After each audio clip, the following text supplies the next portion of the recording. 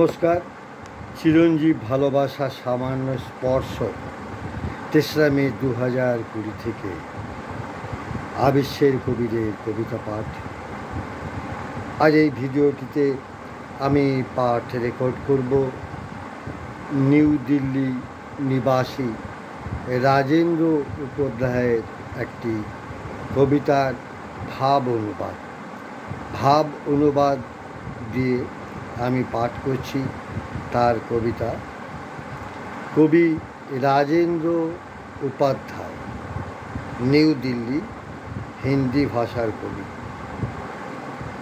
নখ। বিচ্ছিরিভাবে বেড়ে ওঠা বাবার প্রশাসনিক নখ কাটতে কাটতে আমার মাথার ভেতর একটা ভাবনা ঘুরপাক খেল।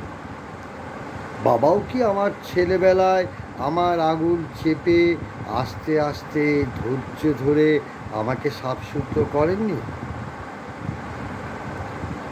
বাবার বাবাও নিশ্চয়ই এইভাবে নখ কেটে দিতেন তার বেটার।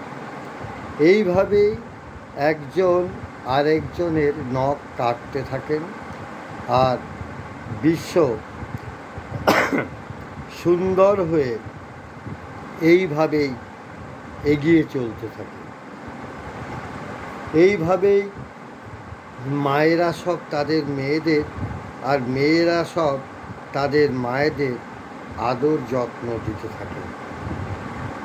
এইভাবেই বংশ পরম্পরা চলতেই থাকে, একে অপরকে ছুঁয়ে আস্তে আস্তে যত্নের সঙ্গে আবহমান। কবিকে আমার শুভেচ্ছা ও ভালোবাসা, যদিও কবির সাথে যোগাযোগ হয়নি আমার কখনো।